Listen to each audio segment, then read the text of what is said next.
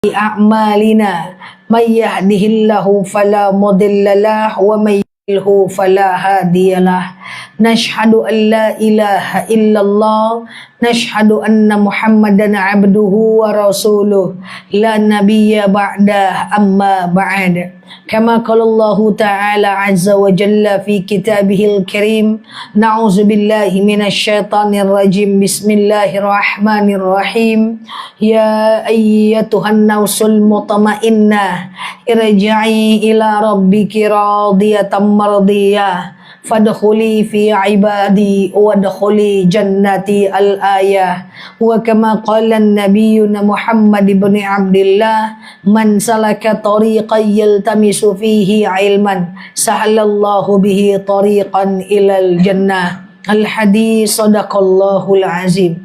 Ibu-ibu Nurul Mawaddah yang saya sayangi karena Allah, sebelum kita mulai kajian kita berdoa kepada Allah, semoga siapapun kita yang hadir dalam majlis ini, insya Allah Allah sehatkan badan kita, Allah kuatkan jasad kita, Allah tambah ruh keimanan kita, Allah luaskan rezeki kita, Allah angkat segala masalah kita, Allah jauhkan kita dari orang-orang zalim, Allah matikan kita dalam keadaan husnul khatimah. Amin. Allahumma amin. Selanjutnya, innallaha wa malaikatahu yusalluna 'alan nabi ya ayyuhalladzina amanu sallu 'alaihi wa sallimu taslima. Salawat salam kita hadiahkan kepada baginda Nabi. Allahumma salli ala Muhammad wa ala ali Muhammad.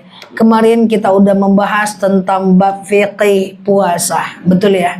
Maka insya Allah hari ini adalah kajian terakhir kita menjelang Idul Fitri. Maka kita bahas yang penting-penting saja. Hari ini kita akan membahas tentang amalan di 10 terakhir, di hari terakhir di bulan Ramadan. Ya, sekarang kita berada pada malam ke-18. Betul ya. Malam ini adalah malam ke-18 di bulan Ramadan. Kemarin adalah malam ke-17 di bulan Ramadan. Nah, 18, 19, 20. Nah, 20 nanti berarti malam 20 sampai malam ke-30 itu kita akan berhadapan dengan kemungkinan akan mendapatkan malam Lailatul Qadar ya. Ini penting ibu-ibu.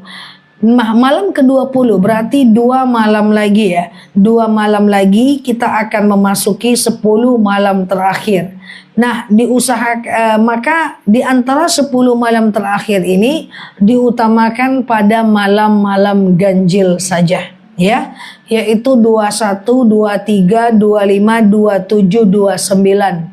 Kita akan sampaikan apa keutamaan dan malam itu, tapi kita jelaskan dulu seperti kita ingatkan kajian kita sebelumnya, malam Lailatul Qadar itu punya ciri-ciri. Apa ciri-cirinya? Yang pertama, dia terletak pada 10 malam terakhir. 21, 23, 25, 27, 29. Yang kedua, pada malam Lailatul Qadar itu tidak turun hujan. Jadi kalau ibu ketemu malam 25 hujan berarti bukan malam Lailatul Qadar. Kemudian yang ketiga, di malam Lailatul Qadar itu cuaca sejuk, tidak terlalu panas, tidak terlalu dingin. Kemudian yang keempat, pada malam Lailatul Qadar itu air laut terasa hambar. Dan kemudian besoknya itu matahari tidak terlalu terik. Seperti sekarang lah, ya, redup. Tidak terlalu terik, tidak terlalu gelap, tapi sejuk. Kenapa? Karena pada malam Lailatul Qadar, malaikat turun ke permukaan bumi. Dan satu malaikat itu ada 7.000 sayap. 7.000 sayap itu akan menetralisir udara yang ada di bumi. Dan besoknya malaikat kembali lagi ke langit dan cahaya matahari tertutupi oleh sayap malaikat. Ini ciri malam Lailatul Qadar. Nah, selanjutnya, lalu apa pula ciri-ciri orang yang mendapatkan malam Lailatul Qadar? Nah, ciri-ciri orang yang mendapatkan malam Lailatul Qadar adalah dirahasiakan oleh Allah Azza wa Jalla. Jadi rahasia, tidak ada yang tahu. Maka tugas kita bukan menilai apakah kita mendapatkan malam Lailatul Qadar. Tugas kita adalah memaksimalkan ibadah pada malam Lailatul Qadar. Karena Lailatul Qadar khairum min alfi syahr. Itu malam yang lebih baik daripada 1000 bulan. 1000 bulan di sini, ulama berbeda pendapat lagi. Ada yang mengatakan ini cuman makna majazi, pokoknya banyak pahalanya. Ada yang mengatakan ini makna hisab, ya, berarti 85 tahun lamanya. Berarti sholat di malam Lailatul Qadar itu sama dengan ibadah di 85 tahun lamanya. Nah, sampai sini paham? Nah, tapi yang kita fokuskan bukan cuma Lailatul Qadar, tapi beribadah di malam ke-20 sampai 30 Ramadan. Makanya kalau mau masak kue bawang Kak Leni, masaknya siang Kak. Kalau mau masak peye Bude, masaknya siang.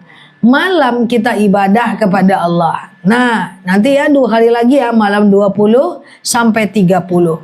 Jadi malam itu dibagi 3. Yang pertama, sepertiga malam pertama adalah dari habis Isya sampai jam 11 malam. Sepertiga malam kedua adalah jam 11 malam sampai jam 2 malam. Sepertiga malam ketiga adalah jam 2 malam sampai azan subuh. Itu namanya malam. Berarti amalan yang sangat dianjurkan pada malam Lailatul Qadar, dalam hadis disebutkan bahwa Rasulullah SAW selalu mengencangkan jubahnya untuk bersiap menyambut 10 malam terakhir. Dalam hadis riwayat Bukhari, dalam hadis riwayat Muslim dijelaskan bahwa Rasulullah di 10 malam terakhir selalu melakukan iktikaf di masjid dan sepeninggal beliau diikuti oleh istri-istri beliau. Dan dari Aisyah radhiyallahu anha juga pernah menyatakan Rasulullah itu 10 malam terakhir selalu melakukan iktikaf dan diikuti oleh kami istri-istri beliau. Ini dalil perempuan juga boleh melakukan iktikaf. Saya akan bahas secara detail di sini. Kita ulang-ulang lagi. Iktikaf itu adalah duduk tenang diam di masjid atau di musola. Jadi ada 2 syarat. Yang pertama, tenang diam duduk.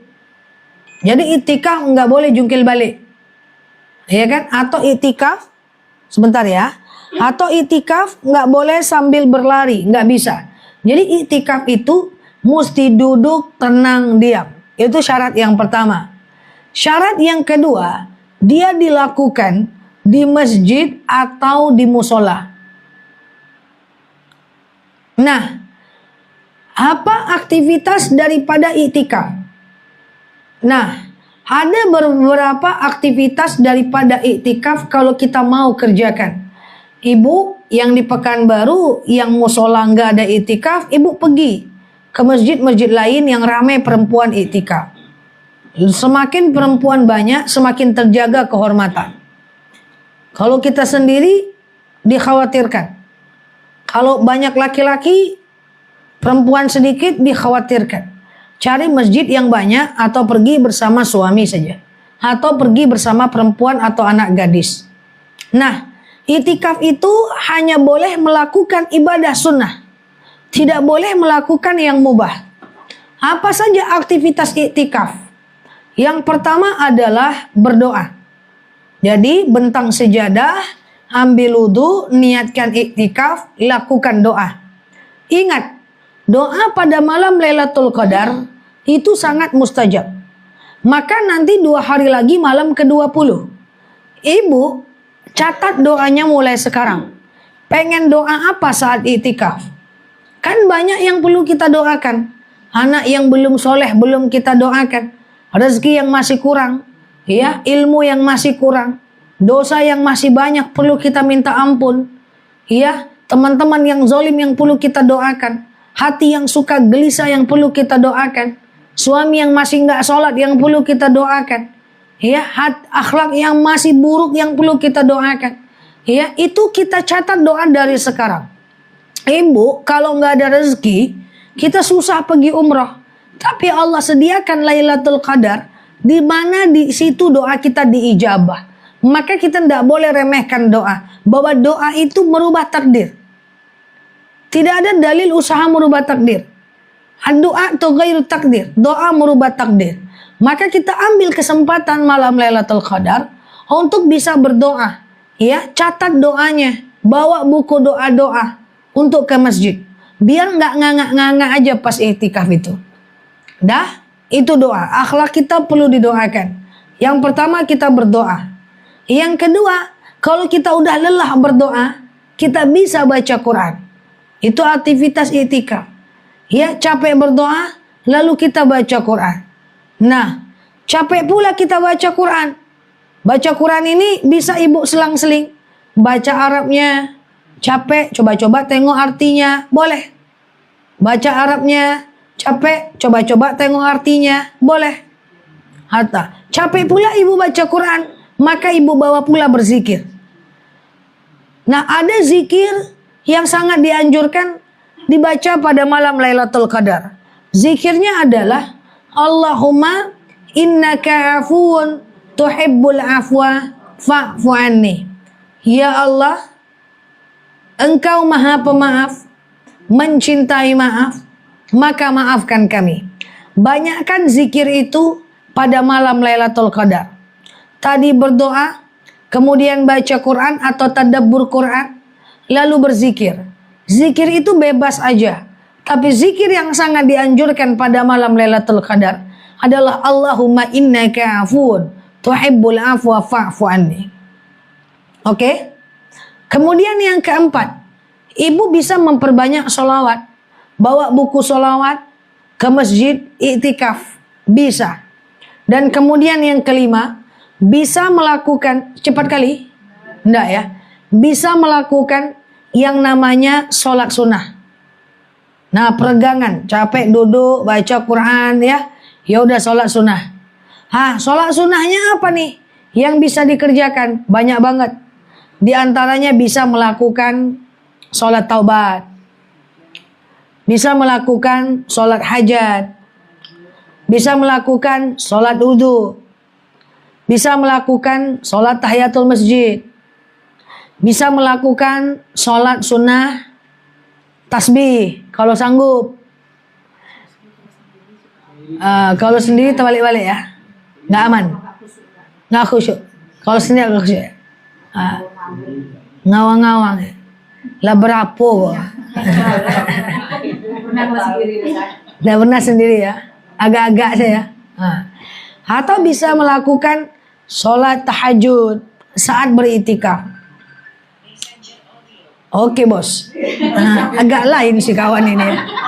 Ngeri kali pun ada deringnya. Orang Bukit, orang Bukit. Iya orang kampung, orang kampung. Ngeri ya. Ada dari telepon dari kampung, bahasa Inggris. Tentu yo Sumatera Barat lah. Eropa bude, emang bude. Oke, jadi gitu ya. Jadi iktikaf itu duduk tenang diam di masjid. Ngapain? Apa tadi pertama? Berdoa. Yang kedua? Baca Quran. Yang ketiga? Masjid. Zikir. 4? Salawat. Yang kelima? Sholat sunnah. Habis wudu batal ambil lagi. Baring-baring boleh. Asal jangan tertidur. Kalau tertidur batal wudu. Selonjoran boleh. Teman ngajak ngobrol jangan. Tertidur sebentar kalau cuman terlelap gak batal. Tapi kalau tidur lelap batal. Kalau temannya ngajak ngobrol, kalau ngobrolnya ada kaitan dengan agama dan ibadah boleh. Tapi kalau bareh gini, enggak bisa. Atau lah buat kue bawang belum? Nggak bisa. Iya, jadi kalau kita baca Quran sambil ngobrol itu bukan itikaf. itu baca Quran namanya. Dapat pahala juga, tapi pahalanya pahala baca Quran. Kalau kita zikir sambil selfie atau update status lagi zikir nih bestoy, itu zikir namanya, bukan iktikaf. Jadi kalau iktikaf itu nggak boleh ngobrol, nggak boleh melakukan hal-hal yang mubah. Lagi iktikaf nih bestoy gitu ya. Nah, jadi seperti itu. Jadi kalau ambil wudhu batal ambil lagi. Dalam hadis riwayat Bukhari Muslim dijelaskan bahwa lakukan aktivitas iktikaf dan tidak boleh keluar masjid kecuali dengan alasan yang jelas. Ambil wudhu boleh, yang syar'i lah. Tapi ke iktikaf keluarnya beli sate, beli kupuk kuah, enggak bisa. Enggak bisa. Terima telepon enggak bisa. Apalagi chat enggak. Cuma kalau mau dibatalkan, batalkan aja dulu. Tapi nanti ulang lagi dari awal. Makan boleh. Misalnya kalau di tempat masjid saya itu iktikaf habis taraweh susah karena anak-anak ribut.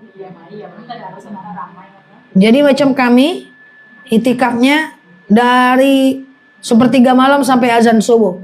Ada yang nanti bawa kurma, ada yang nanti bawa salalawwa, bawa bakwan menjelang sahur. Iktikaf dulu. Iktikaf dulu. Tapi kalau makan boleh. Minum nggak apa-apa. Karena makan minum tidak membatalkan wudhu. Apakah harus sampai pagi? Tidak. Tidak harus. Semampunya saja. Seperti itu. Kalau ngantuk nggak apa-apa. Ngantuk peregangan aja, berdiri sebentar, nggak ada masalah. Atau ambil wudhu lagi.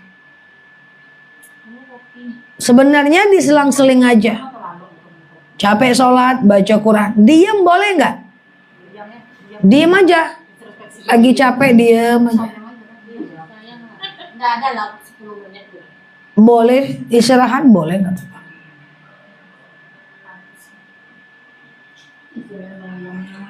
Diam aja, boleh. Ya, makanya buat situasi yang nyaman untuk iktikaf. Kalau bawa Quran yang gede. Kalau berdoa, bawa buku doa-doa. Atau buat catatan doanya.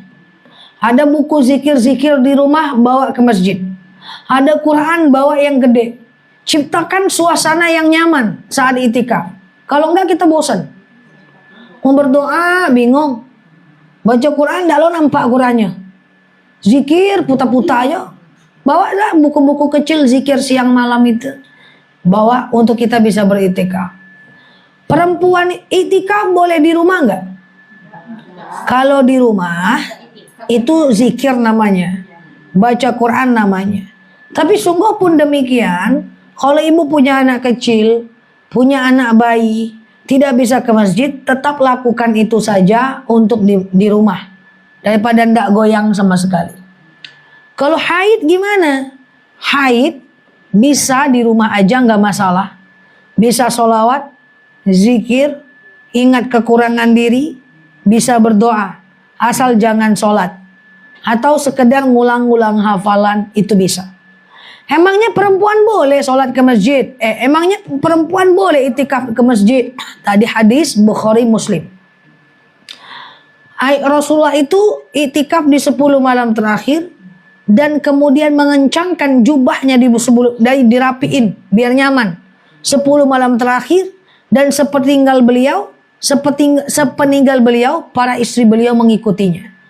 Jadi boleh, asal jangan tabarruj, asal jangan pakai lipstik terlalu tebal, asal jangan ada mantan di situ 4 orang, bude. Ya, ya hijabnya ditutup. Ya lanjutkan di rumah, nggak apa-apa. Nah, intinya kita nggak tahu nih malam Lailatul Qadar kapan.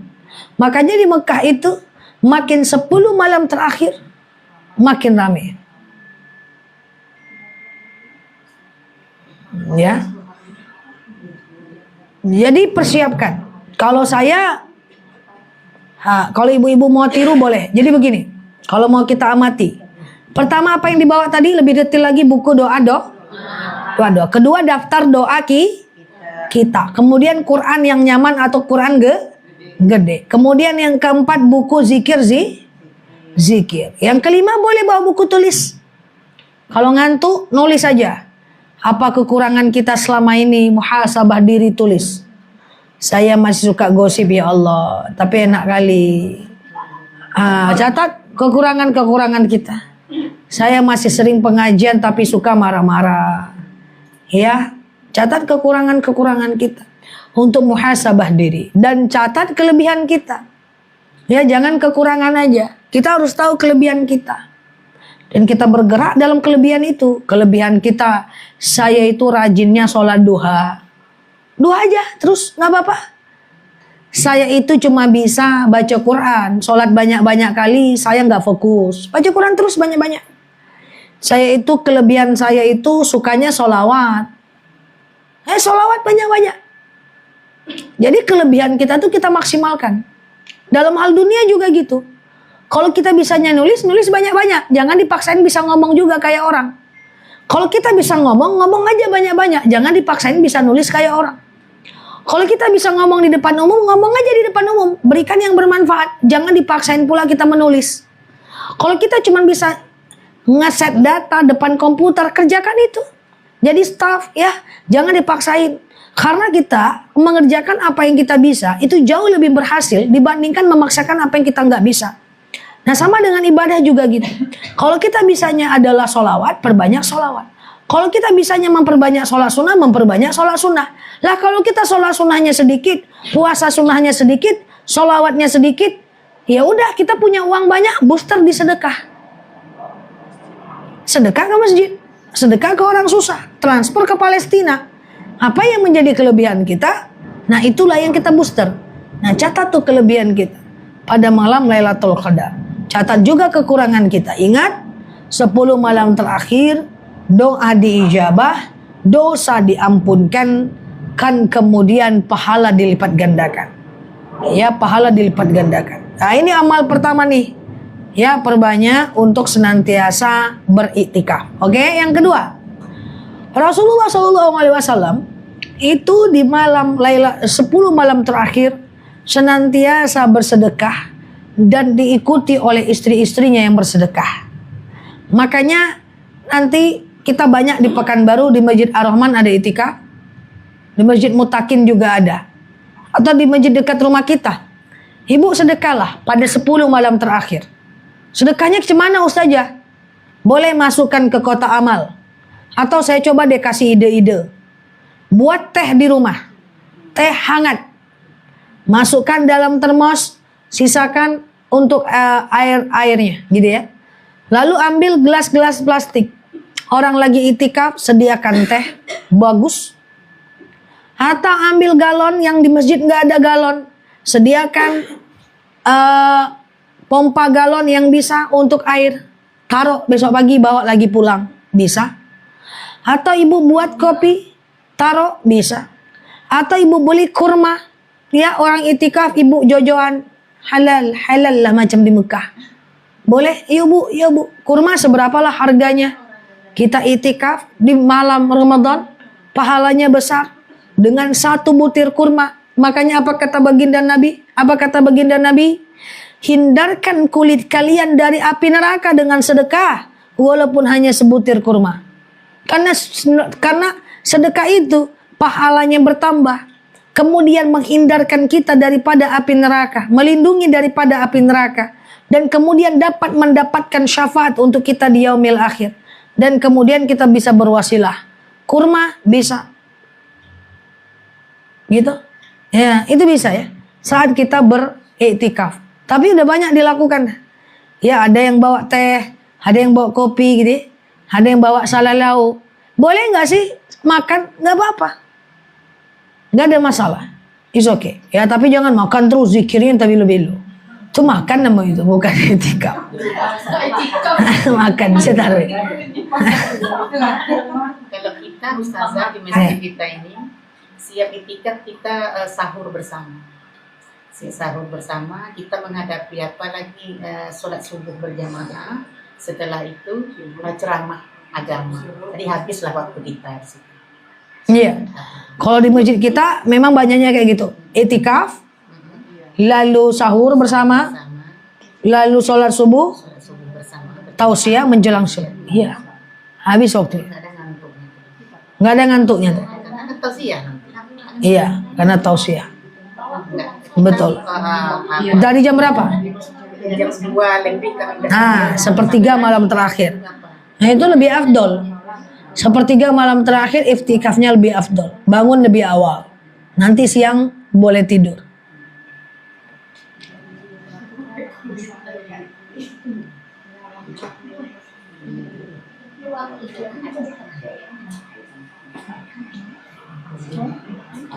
Nah, tapi iktikaf ini boleh melakukan sholatnya berjemaah.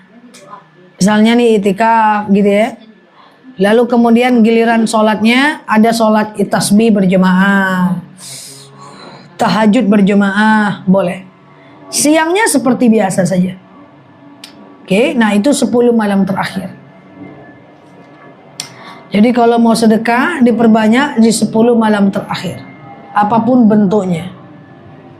Atau misalnya ibu nggak sedekahnya dalam bentuk kurma dan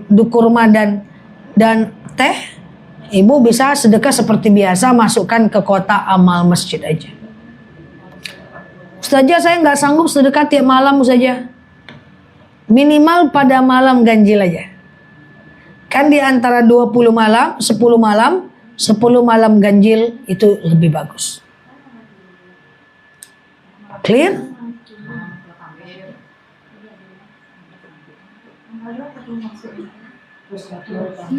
Tanggal malam 20 udah mulailah. Sepertiga malam terakhir lebih bagus. Oke, terakhir yang ketiga. Ibu-ibu yang saya sayangi karena Allah. Untuk kemudian menghidupkan malam Lailatul Qadar atau 10 malam terakhir di bulan Ramadan, ibu bisa melakukan yang namanya tadabbur. Tadabbur Quran. Apa bedanya membaca Quran dengan tadabbur? Tadabbur itu adalah mempelajari isi Al-Quran, yaitu dengan terjemahan-terjemahan Al-Quran. Dilakukan itu, diperbanyak. Ingat ya, prinsip dari memanfaatkan 10 malam terakhir di bulan Ramadan adalah kita anggap tahun ini adalah tahun terakhir kita bertemu dengan Ramadan. Karena belum tentu lagi kita bertemu dengan Ramadan di waktu-waktu berikutnya. 10 malam terakhir. Dan hari ini, mulai dari hari ini, tidak cuma malam, ibu sudah bisa memperbanyak doa. Allahumma innaka afuwun tuhibbul afwa fa'fu anni.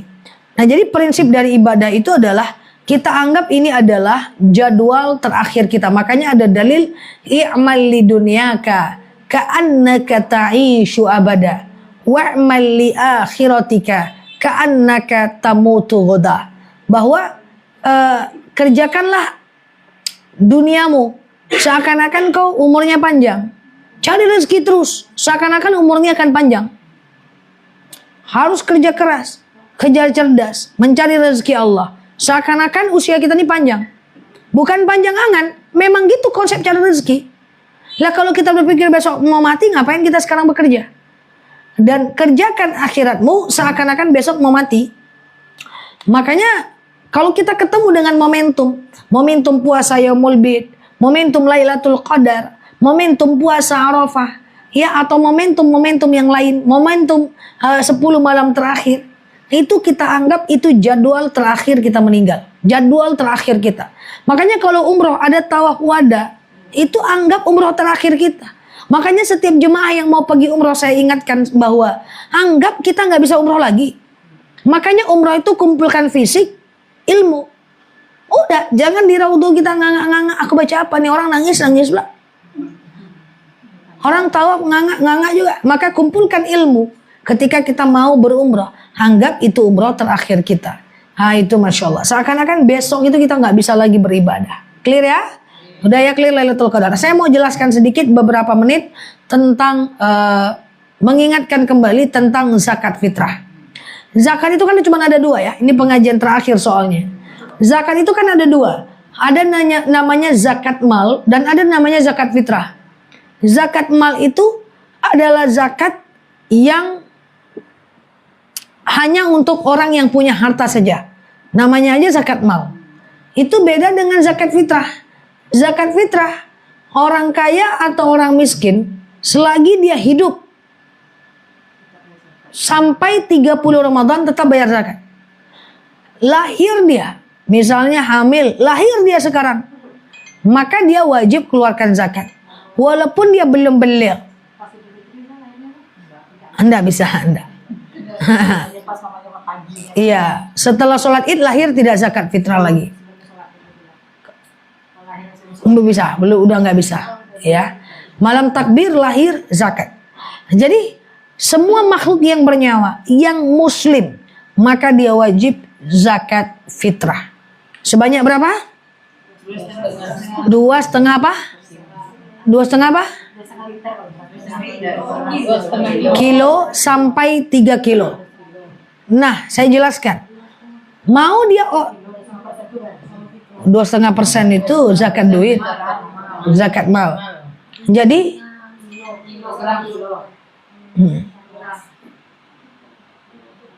2,5 kilogram beras. Jadi kita ini zakat yang hidup selama Ramadan wajib zakat kalau dia hidup sampai Idul Fitri. Mau dia udah tua, mau dia muda, mau dia anak-anak. Tapi kalau dia meninggal misalnya di pertengahan Ramadan, tanggal 20 Ramadan meninggal, dia tidak wajib zakat fitrah. Kalau nggak mau zakat, meninggal dulu. Kalau lain malam takbir itu wajib zakat juga, jadi kan masih Idul Fitri juga Syawal. Syawal sebelum malam takbir. Nah, malam takbir. Tapi Imam Malik menyatakan masih bisa kak malam takbir zakat. Nah, khotib naik mimbar sampai sholat. Nah, kapan waktu zakat fitrah? Sampai khotib naik mimbar, lahir dia zakat. Kapan waktu zakat? Waktu zakat itu, afdolnya zakat fitrah adalah orang miskin wajib zakat. Dia beda. Orang kalau zakat mal orang kaya saja. Kalau zakat fitrah, orang miskin orang kaya zakat. Nah, kapan zakat itu bagusnya dikerjakan? Zakat fitrah adalah H-3 Idul Fitri. H-3 Idul Fitri. Lebih bagus lagi H-2 Idul Fitri.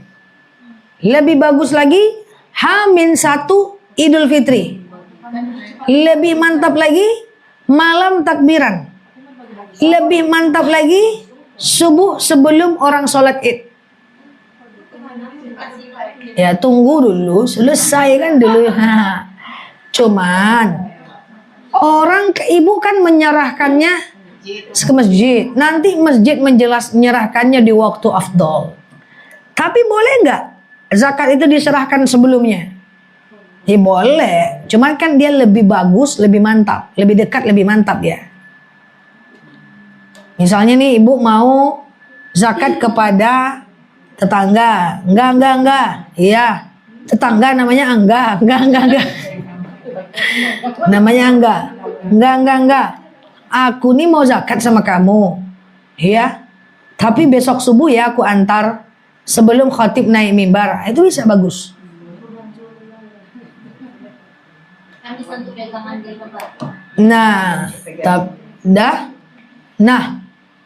Tapi kalau udah sholat id itu nggak bisa, itu jadinya sedekah. Sama dengan kurban. Ketika ada sahabat berkurban H-1 dari hari raya kurban, maka Rasul bilang pahalamu tidak terhitung pahala kurban, pahala sedekah karena belum masuk raya Idul Adha. Nah itu beda sama dengan zakat fitrah. Batas zakat fitrah adalah sholat id. Jangan sampai nggak bayar zakat fitrah. Ya kalau dia miskin gimana? dia mustahik dan muzaki sekaligus. Dia dapat zakat dan kemudian dia diberikan zakat. Anak yatim boleh dikasih zakat? Nggak bisa. Anak yatim itu sedekah. Loh kan anak yatimnya miskin, mamanya yang miskin. Ke mamanya boleh. Ke guru ngaji boleh. Ke mu'alaf boleh. Ke anak pesantren boleh. Ke rumah tafiz bisa. Itu semuanya fisabilillah. Zakat bukan kita yang tentukan, bukan baginda Nabi yang tentukan, tapi Allah langsung yang tunjukkan. Berarti kalau ke pondok tahfiz kita beli zakat. Boleh ke orangnya, bukan ke pembangunan rumah tahfiznya. Jadi kalau kita zakat mau ke rumah tahfiz, anak tahfiz itu fisabilillah. Berarti kalau yang pengelola yayasan berarti itu baru Ke pengelola yayasan. ini Pak. Kalau ke pengelola yayasan, Maksudnya dia nggak tahfiz, dia pondok tahfiz tapi dia nggak tahfiz Quran. iya dia Pengelolanya hufaz nggak? iya. Pengelolanya hufaz? Maksudnya untuk yang perpisahan itu. Enggak, kasih ke individunya. Oh, berarti itu sedekah. Iya, sedekah. Jadi zakat itu ke orang. Ke nenek miskin boleh, ponakan miskin boleh, sepupu boleh, ke rumah tahfiz boleh, ke guru ngaji boleh, ke anak pondok boleh. Nah pertanyaannya, zakat itu boleh nggak pakai uang? Zakat fitrah. Sebenarnya Imam Syafi'i dan gurunya Imam Maliki, Imam Maliki punya murid Imam Syafi'i, punya murid Imam Hambali, ini menyatakan mesti pakai makanan pokok, beras. Tapi ada satu ulama madhab yang paling senior, ini Imam Hanafi, menyatakan boleh pakai uang. Saya udah pernah jelaskan, Imam Hanafi ini ahlur ra'i. Ya, dia selalu melihat dari kontekstual zaman. Imam Hanafi menyatakan boleh zakat fitrah pakai uang. Imam Hanafi mengatakan boleh kurban jauh. Imam Hanafi juga mengatakan boleh zakat fitrah jauh. Dulu kan kita pemahamannya, dulu kan kita tahu kurban itu cuma lingkungan sekitar. Tapi menurut Imam Hanafi boleh jauh. Iya, ada yang bilang zakat, kita pokoknya kita zakat di kampung. Ada bilang mata pencarian di sini, itu maka pelaku zakat di kampung. Ini kan gitu ya. Itu memang betul. Zakat itu usahakan yang dekat dengan kita. Tapi tunggu dulu, Imam Hanafi boleh bilang jauh. Sementara nanti kalau katanya susah kan. Iya betul. Ya, tapi cuma Imam Hanafi sendiri, dia tidak jumhur. Yang tiga ini lebih jumhur sih. Lebih bagus pakai beras langsung. Atau kasih ke masjid, nanti masjid menggantinya dalam bentuk beras. Nanya, ini kan ada di rumah anak ete ketinggal sama Leni nih. Itu Leni yang membayarkan zakat fitrahnya atau harus ditanya sama orang tuanya dulu? Yang membayarkan zakat fitrahnya anak ini. Oh, pengen membayarkan Enggak. zakat fitrah? Membayarkan zakat fitrahnya itu Leni yang harus Membayarkan zakat fitrah dia atau membayar zakat fitrah ke dia?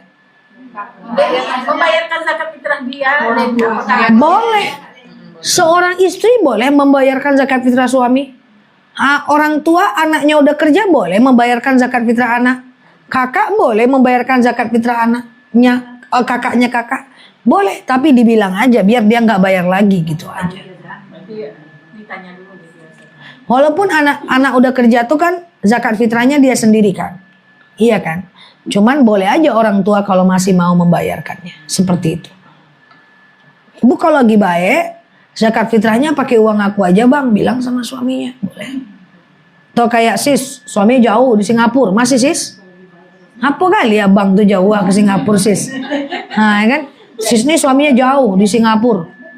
Iya kan? Misalnya lebih banyak apa? Ya kan? Lah gitu. Lalu sis aja yang bayarkan zakatnya abangnya di sini. Boleh. Tidak tahu kan yang bayar. Yang tidak tahu kakak yang bayar. Ditanya pula sama kawan, lebaran pulang kan? Besti bisa. Siap besti. Iya. Bisa ketemu. Biar bisa ketemu. Udah pernah ada kampungnya. Oke. Tapi pulang sis. Nanya pula ustazah nih pulang sih. Lebaran sini terus dong. Lebaran terus ini ya. Sakoan kok ada tongkol. Cerita lebarannya laptop. Iya, aman ya kan? Jangan ya kayak. Ke saudara boleh zakat ya. Yang penting dia nggak mampu ya. Ya, dikumpulkan, diberikan. Tapi lebih penting gimana Ustaz? Misalnya kita kan punya saudara yang lebih yang hidupnya apa lah. Kita lebih bagusnya ke masjid kita serahkan atau kepada yang terdekat dulu yang lebih hidupnya lebih susah. Baik, Ustazah, zakat itu lebih baik kita serahkan ke masjid, nanti masjid yang ngasih, atau kita langsung yang kita nyata tahu keluarga kita susah, langsung bagus.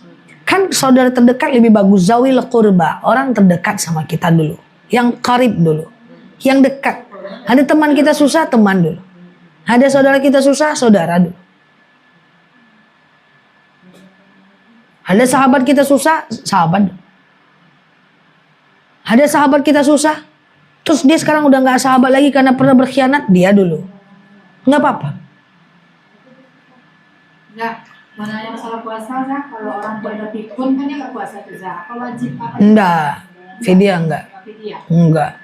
Orang yang udah pikun tak wajib sholat, nggak wajib puasa, nggak wajib fidyah, nggak wajib nutup aurat. Kalau nggak mau puasa, pikun dulu.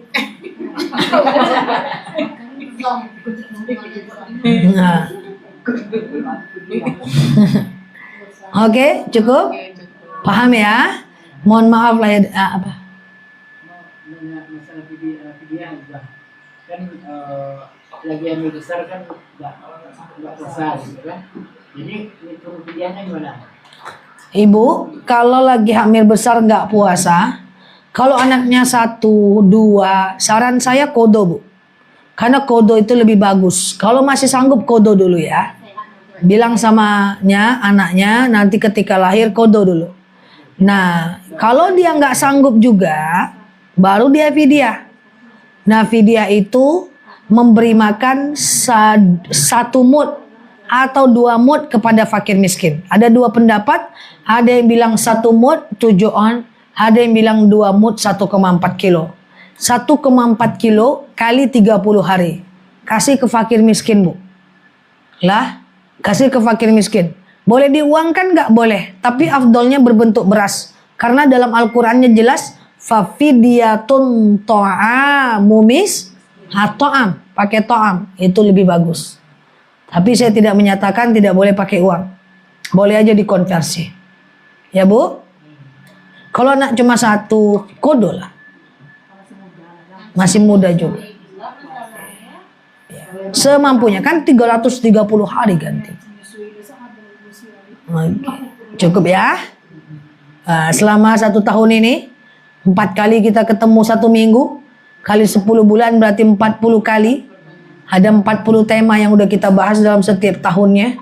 Saya mohon maaf lahir dan batin kalau ada salah dan khilaf dari ucapan saya, tutur kata saya kepada ibu-ibu Nurul Mawaddah semuanya. Dan semoga apa yang ibu-ibu pelajari, yang kita pelajari, Allah mudahkan kita untuk mengamalkan apa ilmu yang disampaikan oleh Ustadz dan Ustazah kita ya. Semoga Ramadannya baik, jaga keistiqomahan terus untuk lebih baik ke depannya, jaga kesehatan sehingga dengan sehat insya Allah ibadah kita jadi semakin lebih nyaman. Demikian dari saya, mohon maaf lahir dan batin. Wallahu a'lam bishawab. Assalamualaikum warahmatullahi wabarakatuh. A'udzubillahi minasyaitonirrajim. Bismillahirrahmanirrahim. Alhamdulillahi rabbil alamin. Hamdan yuafi ni'amahu wa yukafi'u mazidan. Ya Rabbana lakal hamdu wa lakal syukru yanbaghi li jalali wajhika wa azimi sultan. Allahumma sholli ala sayyidina Muhammad salatan tunajjina biha min jamil ahwali wal afat wa tadlana biha min jamil hajat wa tutahhiruna biha min jamil sayyiat wa tarfauna biha indaka al-'ala darajat wa tuballighuna biha aqsal ghayat min jamil khairat fil hayati wa ba'dal mamat innahu sami'un qaribun mujibud da'wat wa ya qadiyah hajat. Allahumma inna nas'aluka salamatan fid din wa dunya wal akhirah wa afiyatan fil jasad wa sihatan fil badani wa siyadatan fil ilmi wa barakatan fil rizqi wa taubatan qabla al-maut. Allahumma hawwin alaina fi sakaratil maut wa najatan minan nar wal afwa indal hisab. Rabbana zalamna anfusana wa illam taghfir lana wa tarhamna lanakunanna minal khasirin. Rabbana wa la tahmil alaina isran kama hamaltahu 'alal ladzina min qablina. Rabbana wa la tuhammilna ma la taqata lana bihi wa'fu anha wa'fir lana warhamna anta maulana wanzurna